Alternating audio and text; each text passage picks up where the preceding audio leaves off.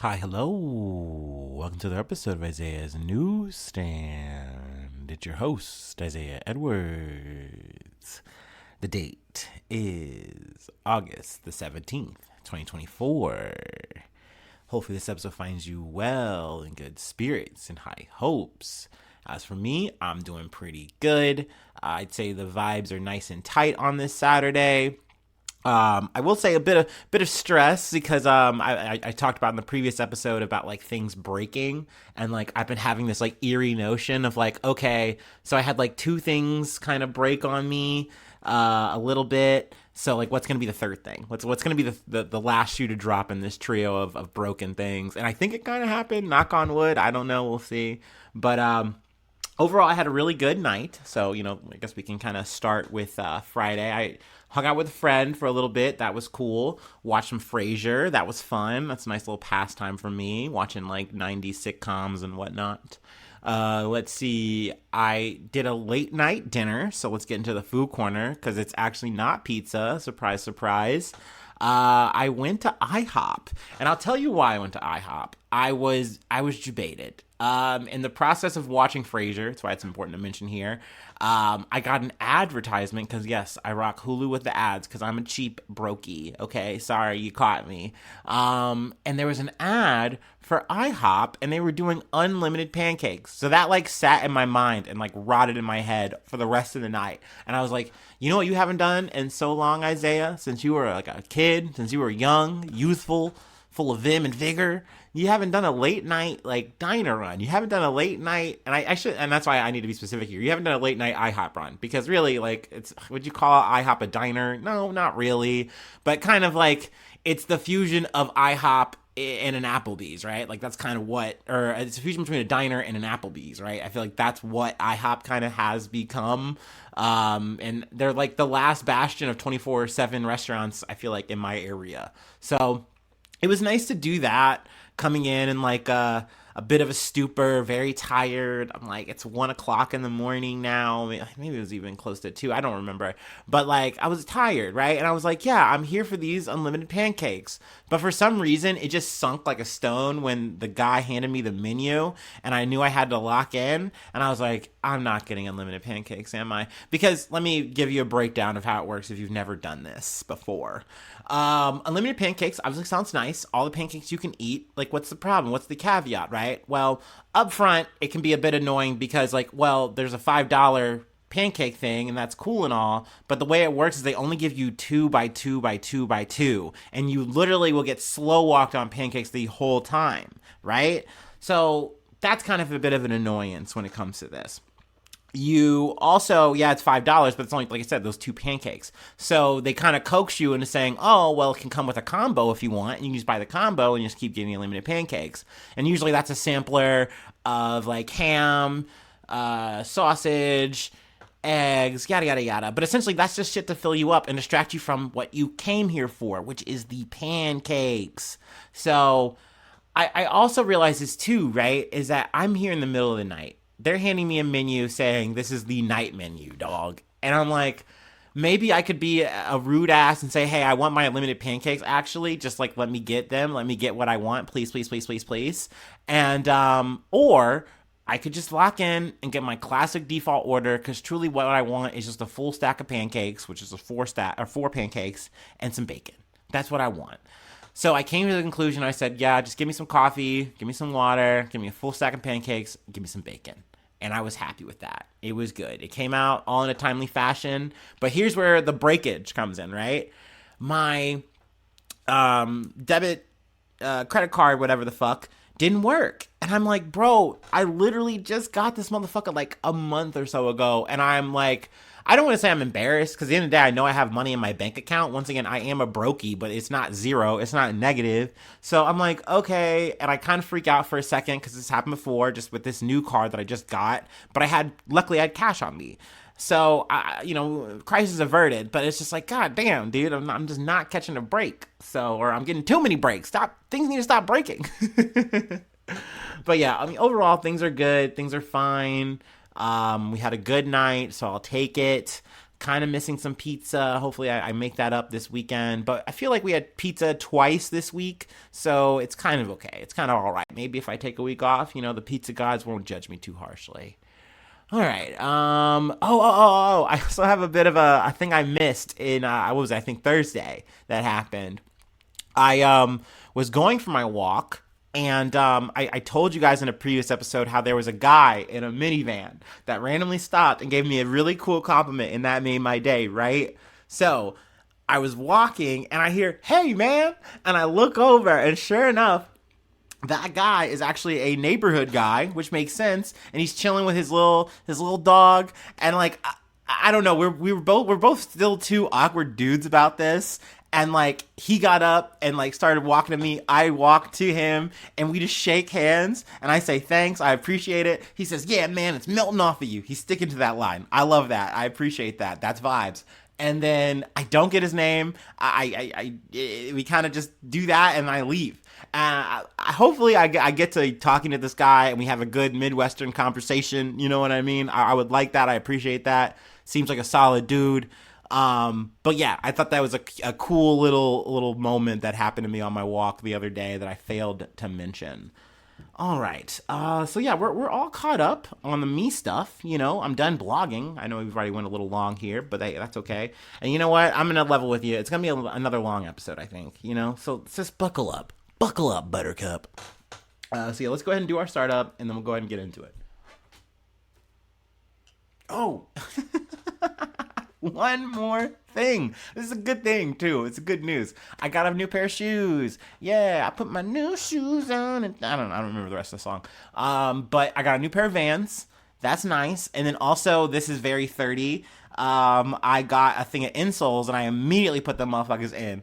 And it felt good. It felt nice. So yeah, thank you. Shout out to Dr. Scholes. Anyway, yeah, let's do the startup.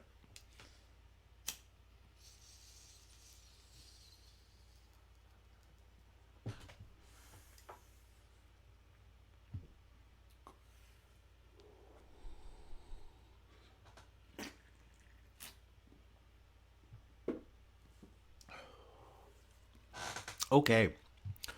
Ooh-wee. All right. From CBS News. Pentagon employee arrested on way to airport with documents marked top secret, feds say. So this has got to be like the sussest guy of the fucking year, dude. A judge ruled Tuesday over prosecutors' objections that a Defense Department civilian employee who is a U.S. Turkish dual citizen can remain free on home detention while he awaits trial on accusations he mishandled classified documents. Gokhan Gunn, 50, of Falls Church, Virginia, was arrested Friday outside his home and charged with mishandling classified material, the Justice Department said on Tuesday. When he was arrested, Gunn was on his way to the airport for a trip to Puerto Vallarta. We're going to say Vallarta, Mexico, according to an FBI affidavit. He was carrying papers, including a document that was marked top secret, which is crazy, bro. Like, and let me tell you the reasoning here. Gunn told authorities he was going to Mexico on a fishing trip. Prosecutors say he agreed to a search of his home. Inside, they found other classified documents. Now, I mean, you could say, hey, at least he's good that he's playing ball, but it's like, dude, at this point, if you know they are coming for you while you are en route to a vacation, they obviously can get a fucking warrant. So it at least kind of behooves you to play ball at this point. But like, that to me is just not a valid thing of like saying, hey, I was going fishing and like I just figured, hey, it's whatever if I have these like top secret documents on hand, like why not? It's not a big deal, right? And like why did these leave custody? It's like, or like the actual US custody in terms of like government custody, I'm saying. Like that seems weird to me. But I mean these things happen. Let me go ahead and read a little further. Among the items recovered from the searches were a top secret document and a printout listing gun security clearances, both of which were recovered from Gunn's backpack. Prosecutor said. Inside the residence, agents also observed stacks of papers, among which were multiple documents with visible classification markings, including pages bearing top secret and SCI classification markings. So I just don't know why he has all this shit. But, excuse me, at a detention hearing Tuesday, I keep saying Thursday, I'm sorry, in federal court in Alexandria, Virginia, prosecutors asked that Gunn remain jailed while awaiting trial. They said they may bring additional charges, including possible charges under the Espionage Act, if the ongoing investigation can prove that he not only mishandled classified documents, but sought to disseminate documents relevant to the national defense to a foreign power. Which, I mean, hey, I'm jumping to conclusions here, but it kind of seems like that's what it was. But hey, I don't know. This is also something I kind of found interesting. But the U.S. Magistrate Judge Ivan Davis said it was too far of a leap to assume that his trip to Mexico was connected to his mishandling of documents. He said, until the government provides stronger evidence, the case is no different than any other classified documents case, and the presumption is that Gunn should be free while he awaits trial. I actually kind of disagree with that. Not that I want to see any guy locked up, and I've said before, I say it again, like, the spy shit is everyday shit, you know what I mean? But that being said, it's like, it seems like you guys caught this guy red-handed. And it's weird that you're like, you know, he can kind of be on his own reconnaissance or whatever, right? I mean, maybe I'm misinterpreting this and like we're talking like just a house arrest. I don't know. But even then, like, he's got a house full of fucking documents. Hopefully the U.S. has confiscated those documents. I don't know, man. I didn't get these details out of this article. But let's see. Despite Davis's ruling, it appears unlikely Gunn will go free anytime soon. Prosecutors indicated that they will appeal Davis's ruling to a district court judge, and as a result, Davis delayed implementing his order. Davis also required that Gunn be subject to home detention and GPS monitoring if and when he is released pre-trial. So there's that, right? Like I said, but like once again, like I would hope that all the information and documents are out. But I don't know, man. It seems like this is a little sussy. Seems like he's a little sussy-bussy mole, but I don't know, man. What else did I want to pull from here? There's also another story not related to this, but still like spy-ish. The hearing unfolded on the same day that an army soldier pleaded guilty to charges that accuse him of selling China sensitive information related to U.S. military capabilities. So, I mean, yeah, at the end of the day, I've said it before, I'll keep saying it. Everybody's at it when it comes to the spy game. We spy on our fucking adversaries. We spy on our fucking allies. You know, it be your own folk sometimes, you know, with the dual citizenship or not. You know what I mean? So it just is what it is, man. You know, spy games. Spy versus spy. You name it. But yeah, let's go ahead and move on to the next beat. Next thing, we're going to talk a little bit of Starbucks, Chipotle news, a little CEO talk. I'm back to talking shit about CEOs. I know I missed it. I know you missed it too. Fuck these motherfuckers. Anyway, from The Guardian. Pay deal for new Starbucks CEO worth up to $113 million. This motherfucker. Let's talk about it. The new chief executive of Starbucks is in line for a sign-on pay package worth up to $113 million, and one of the largest such executive deals in corporate history, and which is 4 times larger than that of his predecessor. The American coffee chain poached the boss of Chipotle Mexican Grill, Brian Niccol, naming him as its new chief executive this week in a surprise management shakeup, ousting Laxman Narishan from the job just after 17 months.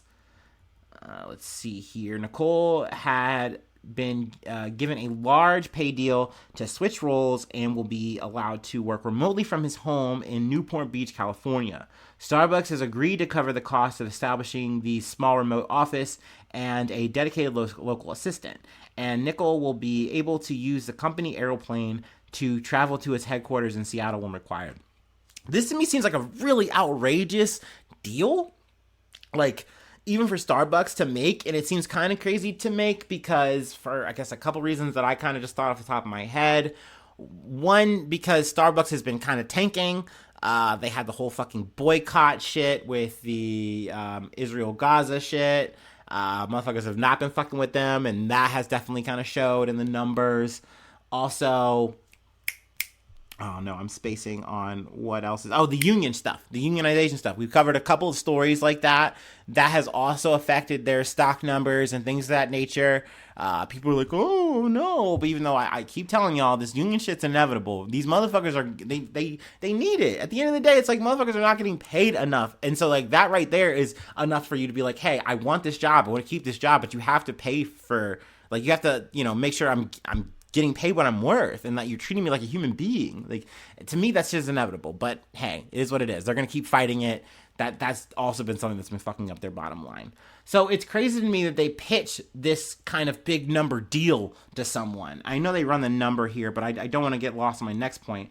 Talking about Brian Nickel, it's crazy from this end that he's getting such a juicy ass fucking deal, because I literally was listening to stories about this guy like telling media, hey, I know there's been rumors and suggestions that Chipotle has been skimping on ingredients. Like, you got to go out of your way, you got to put a camera in their face, you got to like beg and plead and da-da-da-da. But I would even go as far as to say that we've been giving like a heaping helping portion. And actually, if you just ask, you just say, hey, can you give a little more? Like, they would do it. When literally every single Chipotle customer knows that is not how it works. They cannot do that. And I'm not mad at the employee for that, by the way. That is just the way that management is. And that is a top-down fucking situation, right? So it's crazy that you have the literal CEO of Chipotle lying, and then he eventually kind of, I think, like, kind of doubles back and like apologizes or whatever. I don't want to say doubles back, but like he comes back and apologizes or like says, okay, we got it wrong there, we're working on it, blah blah blah blah blah.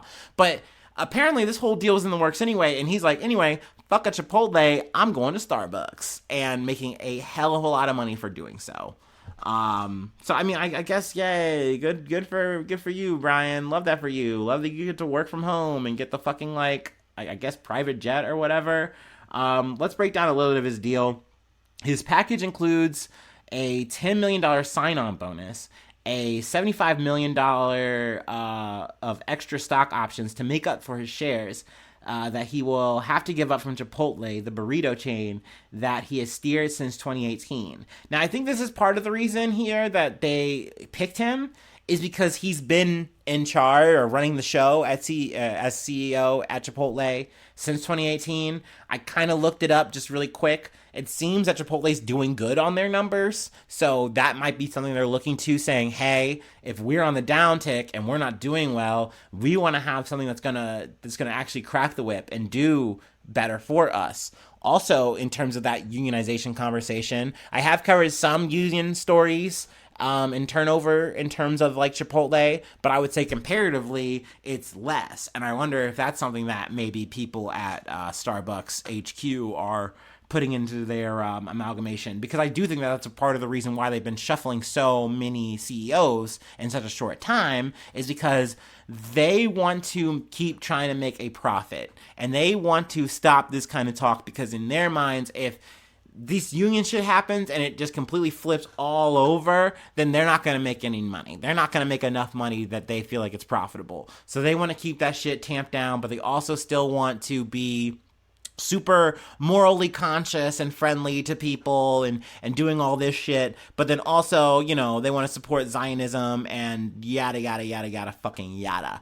I definitely like heard some stories and shit about how like they tried to turn one union member's support for Gaza into an anti-Semitic thing, and then like blame it on the union, and then try to like take the union to court over this shit. And it's just like, bro, this is why motherfuckers don't fuck with y'all, man. Like y'all know how I feel about the whole fucking ethical consumption of capitalism, and how boycott shit is really stupid and all that dumb shit. At the end of the day, when you're fucking with these corporations, they get over at the end of the day. The house does always wind up winning. But it's just like, this is why people do it. There's just so many reasons why people hate these motherfuckers, man. And they can't keep fucking coming back for their extra sugary ass, frappuccino ass bullshit. Because it's just not worth it, man. It's just not. You know what I mean? I definitely am in the same camp when it comes to that at the end of the day, man. Like, fuck these motherfuckers. And fuck you, Brian. And fuck you. And fuck the last guy. But yeah, I mean, it is what it is. This isn't much of an update, but, you know, like I said, I'm back on bashing CEOs. Anyway, let's go ahead and move on. I know I kind of danced on this a little too long and probably didn't tell you too much, but you know, that's why I cite this. That's why I cite the fucking source. Okay. If you got a beef with me, just take it up to the article and be like, hey, now I know, now I read it. All right. Anyway, from NBC News, Susan Lawrence, a white Florida woman who fatally shot black neighbor, found guilty of manslaughter. So this was, you know, an update, and like, it's bittersweet for me, and I'm going to get into why. A white woman with a history of harassing children and using racial slurs was convicted of manslaughter on Friday in the fatal shooting of a black neighbor last year in Ocala, Florida. Susan Louise Lawrence, 60, killed Ajak, I know I'm getting her name wrong, I'm sorry, AJ Owens with a single shot from a 38 caliber handgun, or 380 caliber. I feel like you say 38 caliber. Y'all know I'm not the most fucking gunsmithy motherfucker, but anyway, as Owens knocked on her apartment door on June of 2023. And that's important that I reemphasize the fact that Owens had knocked on her door. This wasn't some kind of with a battering ram, with a gun in her hand, with a weapon. No, knocked on her door.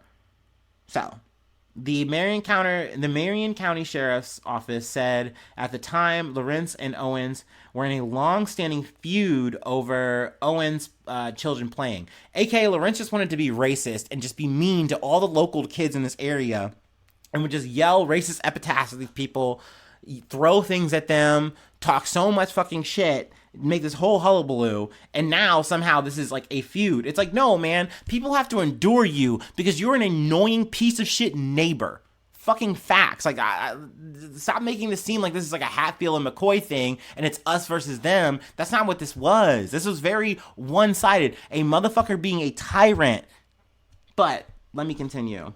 The all-white, 6-person jury found Lawrence guilty of manslaughter despite the 60-year-old asserting that her actions were in self-defense. Lawrence, who showed no emotion, faces up to 30 years in prison. I mean, the manslaughter defense is fine. I don't know, man. I think that this is where my beef is. I always want in these cases that it should be more. Like, manslaughter implies that this is very heat of the moment, yada, yada, yada. But, like, I don't feel like it was that. Like, I feel like you're actually giving her a sense of credit, and, like, this should have been ratcheted up to more. But I also know that I always tamper this down with, like, I understand that prosecutors set a goal that they know that they can reasonably get a jury to believe under any circumstance, no matter what. Like, we can secure a guilty verdict at this level with this evidence. So I do understand it. I do get it. But it does bother me that it just should be more to me, because I'm like, this wasn't a feud. Like, to me, this was premeditated. You did all this shit. You threw shit at her kids. And then when this person comes to the door to confront you, you blow her away. Like, that's a trap to me. Like, there's nothing else about it to me. So it's very frustrating, and like, maybe that's just me just having problems squaring it as a person. But Pamela Davis, Owen's mother, cried during the trial. A family member yelled out, "Oh God, thank you, Jesus," as Lawrence was convicted and taken into custody. Diaz, at a post-trial conference with the attorney Anthony D. Thomas, said that it had been a long journey to get to this day, to get to this verdict, adding that she has found some peace with the verdict and feels some justice has been achieved. My heart is a little lighter, and we're now on the path of true healing. And she says that the children are coping, and Thomas said Owen's children are coping the best that they can. And I mean, I can't imagine, you know what I mean? That you were just having a day, you know, you just being kids, and then you have to deal with like, and I've had moments like that, not to get fucking anecdotal or whatever, where you're just being a fucking kid, and the next thing you know, someone's neighbor didn't like how you were being with another neighbor kid or like their kid or whatever, and they're like, I'm gonna fucking fuck you up. And it's like, bro, you shouldn't be talking to me this way. I'm a fucking child. Like don't get me wrong, like if I'm doing something terrible to your kid, then like, hey, work that out, but you should also maybe then go to my parents or something like that. You shouldn't go and fucking pin me to a fucking like mail post or something like that. That's crazy. Just some shit that happened in my life. But at the end of the day, this was a neighbor who was harassing literally other people in her community, and then essentially took it to the utmost level of executing another fellow neighbor. So I'm glad this person's gonna at least get some fucking jail time to fucking rot. I mean, she's 60, so I guess you could say like this is her whole life. Once again, kind of me talking it out kind of helps me feel a little bit better about it. You know what I mean? Where I'm like, okay, like it just is what it is, and this is a sentence, and like when you actually look at the number, it more or less is that. And yet again, this is me saying, yeah, I know that the fucking jail system fucking sucks, but you know, this is sometimes the closest that we're gonna get to justice. You know, I don't know. Speaking of the justice system being fucking weird and strange, let's go ahead and get to a local Ohio story that I covered back in 2022. I want to say a special shout out to the homie Christina. Thank you, buddy. They actually sent me this story unknowingly, because we just kind of like talk, you know, politics, whatever. You know, we're homies. You know, what it is. And I was like, dude, thank you, because I didn't get this story. I didn't hear about this, and this was an update that I needed. So, you know, I say it before and at the end of the episodes and stuff, but like really a great way to help me out, and I will literally just give you the shout out that like some people will pay for. I mean, granted, they don't pay for it. They just give me the money because they love me, and I love you guys too, my newsies. But like this kind of stuff helps, and it's worth a shout out. So really, thank you, Christina. So let's go ahead and get into it. From Local 12. Butler County man who killed neighbor over politics ordered to mental health facility. A judge has ordered a man accused of killing a neighbor to a mental health treatment facility where he's unlikely to ever get out. King was working in the yard in his home on Chappelle Road when it happened. King's wife told a 911 operator that Combs had confronted her husband several times before the incident because he thought King was a Democrat. Which is like, brother, that's not a logical reason to kill someone. Like, just because someone has a different political belief to me doesn't mean that it's like, hey, it's time to off their on switch, dog. And like, it's sad to me, and it's something that we talked about then in 22, that it's like, it's crazy that the political climate has gotten to this point that it like, if someone goes to lock up Trump, you got to go, and now it's time to fucking fight the FBI. Like, or like, hey, you're a Democrat, so that means you're probably some kind of groomer, and I have to kill you. You know, like, it's crazy that people take shit to this kind of level these days. You know what I mean? And I say these days, but like, what was John Wilkes Booth if not a fucking passionate fucking conservative? I don't know. You know what I mean? Or whatever, insert ideology here. Well, fuck it. But, you know, these are people who take their shit and they let it just take them away. And it's so sad and it's so unfortunate. But I do understand the fact that he is going to, you know, a mental health facility. And he's probably going to be there indefinitely, which in its own way is a crazy kind of sentence, right? Where it's like, hey, we just kind of sentence you to Arkham Asylum for your life now, you know? Like, and is that the end of the story? And maybe he's a little better, that's probation or whatever? Or do you try him out? Like, you know what I'm saying? It's such a weird limbo space that we've created for this event, this moment. And I imagine this happens all the time, you know? But, yeah, it's an update, and it doesn't change anything. Obviously, condolences. I'm still sad about this kind of fucking story. You're literally just living your life, tending to your stuff, your garden, right? And then you just get blown away, you know? Because someone thinks you're a Democrat, not even knows. Like, you know, imagine this dude in the afterlife, you know, that's what's after. You're like, God damn, dude, I didn't even give a fuck, bro. I was like really one of those moderate motherfuckers, actually. I didn't care. I was back and forth. So it's just wild, man. But yeah, I know we've covered a lot of sad, heavy stories, and sadly, this last story is not much better. It's a bit of old news now. I feel bad that it fell through the cracks for me, but like, kind of getting this story really reminded me that like these stories are really important, and I said it for the story that I'm about to get into. And I want to close these stories out when and where I can. So, like, yeah, I have a whole format of, like, yeah, it's within the 7 days and all that, yada, yada, yada. But, like, sometimes we break that. Sometimes, like I said, you do an old news corner. What the fuck ever? Who cares?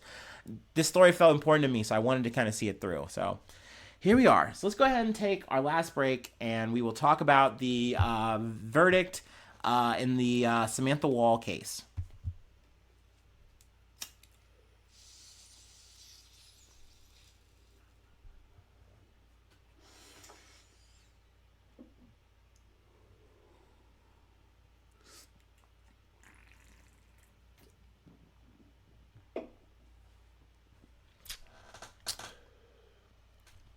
Oh, yeah.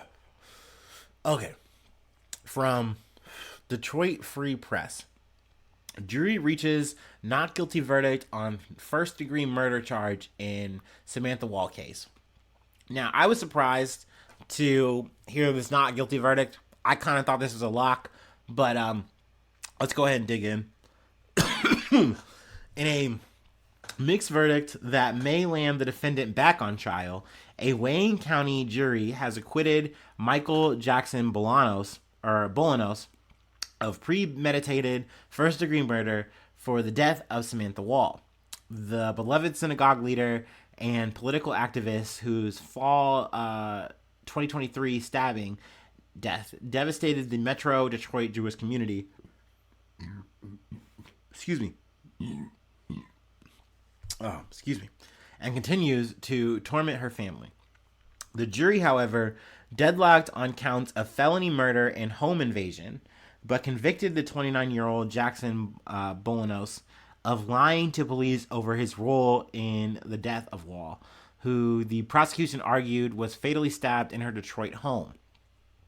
The lying to police charge is a misdemeanor punishable by a maximum sentence of 2 years.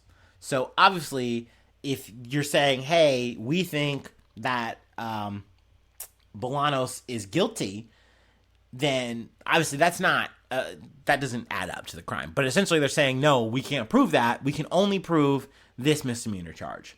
So, you know, by the number, that's what this verdict wound up leading to. And I remember being like, wow, that's kind of devastating to me. But I do get it. I do get it.